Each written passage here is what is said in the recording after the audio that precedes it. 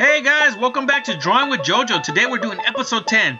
Today we're actually going to keep it pretty biblical. We're going to do the seven-headed dragon from the book of Revelations. That's right. So my nephew asked me to draw this. I asked him to give me something to draw, and he's a little cool little kid. His name is Jaden. I hope it was Jaden because they're actually twins. Jaden and Shiloh and Brandon, my nephew. And I don't know which one was said because my son was telling me through Xbox or PlayStation 4 when they were playing Fortnite. I don't know who said it to be exact, but I think it was Jaden. They love the Lord, and they definitely wanted me to draw the dragon from Revelations. Spooky, scary stuff. So you kids, go, if you guys are watching this and you get scared easy, go ask your parents if you can watch this. But yeah, so the seven-headed dragon is basically it's the devil. You know, it's a symbolism for the devil. So I try to keep that in mind, of course. I try to keep all what it says in the Bible about the seven-headed dragon. It says it had 10 horns, 7 heads, and each head had a diametry. I forgot what it's called. Basically a crown, but it had a different way of saying it. As I'm drawing this, I looked up reference. I kind of saw what everybody was doing, but I kind of want to take a different take. I thought about what exactly it would take to hold 7 heads, and I kind of wanted a strong base. So I went with a really thick base. I kind of ended up doing like an iguana type body. I like that. I actually enjoyed that. And the heads, I kind of was thinking about, I took a lot of inspiration from Hercules, how they kind of were just really thin necked and kind of bulbous head. I tried to go with that first, but it kind of changed up a little bit. I actually like the direction it went. As I was drawing these heads, I wanted to give them very distinct positioning. I wanted some to be opening their mouths, some screaming, some really focused, some kind of like bewildered, but not too bewildered. You know, you want them to look menacing. Here you go. So right here, now you can see how I got the body. Like I said, I started with a circle. I started planting those feet down nice and firm. It's sort of like a Bulbasaur, or actually it's more like a what's his name? Bulbasaur and the fire dragon. I can't think right now. What's the name of it? Bulbasaur, Squirtle, and guys, it's hard to talk and try to narrate. For some reason, your brain shuts off when you try to narrate, especially as a beginner like me. If you guys know what I'm trying to say, you can comment in the comment, alright? Let me know. Once I get it, I'm gonna laugh because I know who the heck I'm talking about. Charizard! It's Charizard! It was Charizard. So I kind of took a Charizard approach to drawing the evil one, the Satan himself, which he's only gonna be able for a couple more years, and God's gonna throw him into his fiery prison one day when God comes back. But for now, he's out there, so you guys watch out for him, man. Because it is true, he does exist. But it's okay, we got God on our side, right? So yeah, so I did all the heads, a little bit of Charizard, a little bit of Bulbasaur, and as I'm drawing these heads, I try to think of what position to do the heads in terms of, okay, positioning but rotation. You see, sometimes when we're drawing stuff, it's hard to break out of that 2D phase. Like, you either do a 2D, like a flat, like side view, or you do a flat front view, right? But what about in between? What about 3/4? You know what I mean? Or what about looking down or looking up? So that's one thing I was trying to figure out what would be best to draw to get the most dynamic feel. So I was like 3/4 facing up, I got 3/4 facing forward, and I got 3/4 slightly tilted down. Like, I didn't want them too different. You also have to maintain subtlety. With subtlety, it's just a slight variation, but because it's not so apparent, it gives it that much more class. You know what I mean? So otherwise it'd be all the way to the left, all the way to the right, all the way up, all the way down. So if you have a couple that are kind of similar but like a little bit off, it gives it a little bit of a cool little flavor to it, right? So right here I got one screaming, and I try to give them each head a personality. Like, one is a little bit more serious, one's a little bit more loose cannony, like he's just a wild one. One's just like basically like a more primal than the rest. Oh, you see I put that little dude down there for scale. A lot of people do that when you're trying to do something massive, it's good to put something in for scale, even if it's a little stick figure. It gives you a sense of how big is this creature, and when you're keeping that in mind, it helps you do the details. Oh, so that way it fits a scale. Like, okay, here's a good example. Like if I'm doing a boat, right, or a giant redwood. When you're drawing the detail on it, you want to draw. Yes, there's massive shapes on it, but there's a lot of little tiny shapes, like just peppered in there, little textures that can be represented with just a little stroke of the pencil. But if you do a lot of little ones, like tiny scratches or something, you can recreate. You'll see me do this with this dragon's scales. I did a lot of little U's all over them, but you're gonna see how by making it very tiny, it's gonna push the sense of how big this creature is. There's a couple rules, because if you make the scales like really big, all of a sudden it doesn't feel so large, because scaling things up is very tough. You know, it's like, let's say if we try to make a popsicle, right? We make it with our little, just get a regular stick, make it small. You have the wood grain that it automatically gives it away, like what size it is. But if we try to make a giant popsicle, like let's say the size of a building, you're gonna have to manually recreate the wood grain that you get it for free on the stick of the ice cream. So you would have to have some painters go in there and paint those little shapes. And then, like, for example, you're gonna have to figure out what material to have the ice cream pop to give the right little bumps. Because when it's scaled up that big, and if you're painting it and it's smooth, but if you look at your ice cream, it has giant like bumps on it, it's gonna throw some things off. So you really have to pay attention to detail when you're scaling to a larger creature or building, and realize that it's a whole different world. You know what I mean? And it gives it that big scale feel. Anyway, I'll leave that alone already. But yeah. So now I'm adding the crowns. I'm trying to, like, I draw like a circle on top of their heads, and try to keep in mind that it's not flat. It's actually a surface that's being rotated. So one day I'll do some quick tutorials to show you guys how to get better at doing. It's a good practice to make a lot of cylinders rotating in space. Cylinders will teach you a lot. So if you do a cylinder and rotate it and in succession, you're gonna see how the lines not converge, but like they bow in and bow out in ways that you never thought about, you know, until you start drawing it. That's one of the techniques one of my teachers taught me. Just draw a bunch of cylinders, rotating, flipping over, and you're gonna get good. Or just draw a soda can. Just get a soda can, like rotate it sideways. I mean, like put it on its side, kind of like angle it, draw it, then turn it around, angle it, draw it. Look at the top down, angle it, draw it. You're gonna see how to draw things, how the lines shift around, you know. So okay, as for the neck, I try to give it like an iguana feel. I try to feel like make it feel like there's a muscle under there, some loose skin. You're gonna see how I add little, like a nice rib, very like a slight, sort of like it's a bundle of wires, right? If there's a bundle of wires and then you put like a sack over them or something, you put like plastic over them. You'll see you won't see all the detail, but you'll see the subtle bumps of the wires going in the same direction. You'll see what I'm talking about right now. As for the horns, since this dragon in the Bible, it says it has 10 horns, I had to figure out how to give each one, displace the horns where they're gonna look cool, put them in the spots where they're gonna look cool, and even out, because I could have put all the horns on the left ones and forgot about the right one, or just be weird about like where I put them. So I really thought about where it would look good with the silhouette. You see, I try to make sure, remember what I said in the last videos, the silhouette is very crucial to when you're drawing these things, because when your eyes look at, like, okay, silhouette, like let's say if I took the main shape of this and blacked out all the inside with a black marker, you're gonna see all the little shapes sticking in, all the little nooks and crannies where your eyes want to kind of go in, and that makes it fun. You know, it's like taking, like, one of my instructors at Noman, his name is John Brown.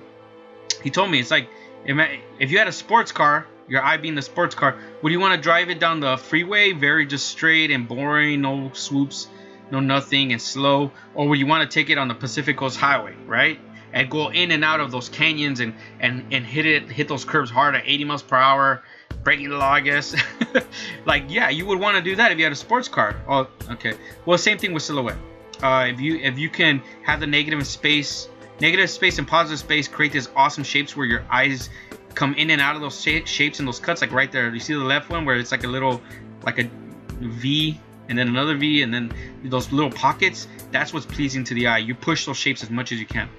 Okay, now going back to what I was saying, I can't believe my camera's like autofocusing out and in and out. Yeah, the new update got rid of my auto lock. I don't know how to do it. I haven't done research on it, so sorry if it's doing that. I used to be able to, with the Samsung, I have the Samsung 8, that's how I record this stuff.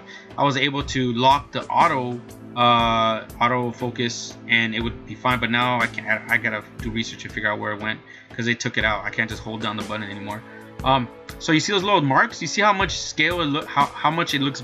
It looks way better with that scale because I just do they're little U's. You can't really tell, but your eye can. If they weren't there, it wouldn't give that much impression of such a large beast, right? Next, I'm starting to add lines across the, like, not the center, but alongside of each of the heads, and I kind of do some like little marks, like bunching up of skin. I added skin markings. I'm gonna go in with more detail. Now I took the hand drawing I did. I just took a picture of it, just uploaded it to my phone. Uploaded it to my laptop. And just quickly make a outline layer, and just started going over the lines like I did before with the Minecraft versus Fortnite characters, and just try to get the right size and weight. There's actually this cool tool up there right now where you saw my arrow go up. It's you click it on and then you hit the smoothing. You got the smoothing at 0% or all the way to 100. This is cool. It's like a lazy mouse. It's called like a lazy mouse, and we have it in ZBrush. It's really cool in ZBrush, and I'm glad they added it to Photoshop. Before, you had to buy a lazy Nuzumi. I forgot the name of it, but it's like when you draw, it makes your line smoother because it has this like virtual, like this little stick that drags alongside of it, and it evens out your curve. That's in ZBrush. Right here, you can't see the stick, but it does make your line a lot better. I still have to get used to making lines without it. And as I was drawing this, I started seeing that, like, oh, I can do it without it. So I felt a lot more comfortable with it. Sometimes I needed it. For large swoops, I did need it because I'm still not comfortable. But it does help as a beginner trying to do nice lines because I haven't done these in a long time. Oh, no. No, I thought I saw something. Never mind, doesn't matter. So, yeah. So, as you can see, I'm still going at it. I'm adding, for sure, there's two big line weights. You got the thick lines around the neck. Sorry, there was a little pop there. And then you got the small lines, which are located around the eyes, the teeth, the very secondary detail. You could usually, when you try to draw graphic stuff like this, you want to keep 3 lines in your mind, right? You got the very bold lines, are usually the outlining of the character. The inner lines, which are the smaller lines, right? And then the very tiny lines, which I would say in this case would be like they're barely visible, are like the scales, right?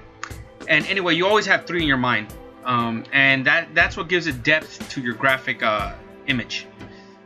You see how like the neck looks cool because all the little thin lines in there, and as well as remember I told you how I was gonna add like a secondary line in the neck so it feels like it has muscle on it. That's what those lines are doing. It kind of looks like a stitch, but it makes it feel like more powerful. Like it's not just a cylinder that someone like used some paper mache to make. You know, it feels like there's a living like muscle tissue under there.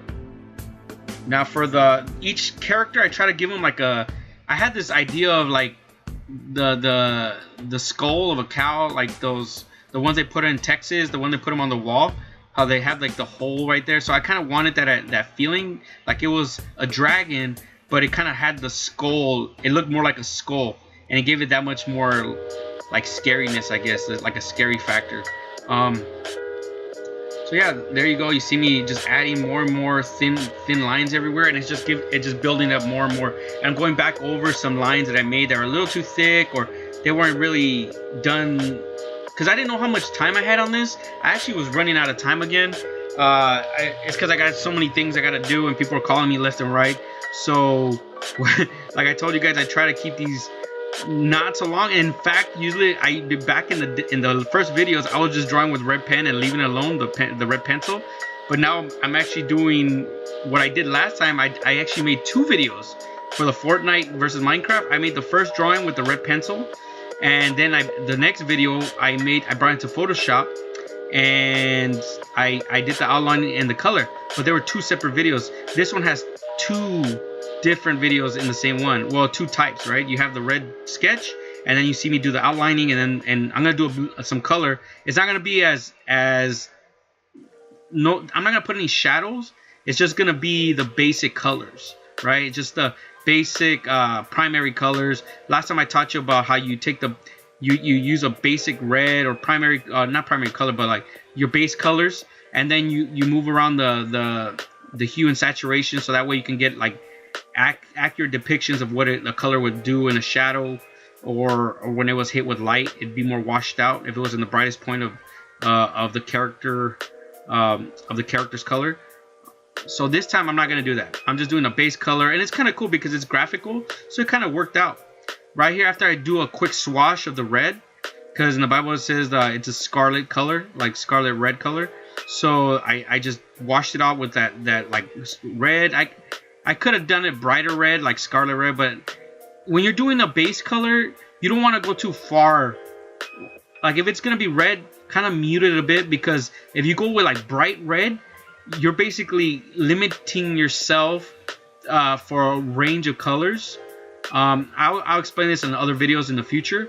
So you always want to try to muddy up your colors in the beginning, so that way you can go left all the way and right all the way. If you're all the way to the right, you won't have much play to go further right. You're gonna blow out your colors. So that's exactly what I'm trying to explain here. But without a visual, it's gonna be tough for you guys. But if you keep watching, I'm gonna get further detail about that and maybe do some tutorials if you guys like. So right here, I'm taking my color layer and I'm erasing the crowns, as well as I did this for the horns too, and I put them on their own little layer. So the horns are on their own layer, the crowns are on their own layer, and this way it doesn't interact with the multiply, because if I try to put another multiply operator in the layer on top of the red, it's gonna not look like I want it. At the same time, I can add a color manipulating operation and just affect the crown, or just affect the horns. I might take this further. I kind of like how this came out, so I might actually do a part 3 and take this sucker to a more illustrative place. It's a lot more shadow, more detail, maybe some color dodging, give it a glow, like a way better feeling, you know. Let me see where I'm at. I'm still recording. Right, sorry, I gotta check some quick things. Once again, I'm glad you guys are enjoying these videos. I just saw that some people were commenting on, actually in real time right now, on the Naruto video I did of Kakashi and Itachi. And that's Michael. Thank you, man. I'm glad you guys enjoy. You and Rocco. Yeah, man. You guys watch what's coming up next. I got some cool stuff. Yeah, I'm really happy that you guys are happy with it. Like I said, you guys try to draw with me, and if you guys if you guys want to send me your artwork, let me know if you want me to throw it up. If not, I won't. Okay. I think that's it. Yeah, there you go. The seven-headed dragon from the Book of Revelations. This is just a symbol for Satan, and he looks cool now, but he's not gonna be so happy once God's done with him. Right now, he's just kind of got his free reign, messing things up, but we know who's gonna win in the end, right, guys? That's right. So this is it. This is the final picture, the image. I hope you guys like it. I might do a part 3 on this. I don't know. I'm still debating it. Well, just want to say thank you guys. Follow me on my Instagram page, on my Facebook page. Please like, share, and subscribe, and hit that notification bell. I would really appreciate it. Yeah. And yeah, there you go. That's the final image. I'm not going to do a pan or scroll up and scroll down. I kind of forgot to record that. Sorry, guys. But anyway, thanks for watching. And yeah, we made it to 10. Now on to 11. And I can't wait to do that one. I don't know what it's going to be. I forgot the list is over there. But thank you guys, and God bless. See you next time. Bye.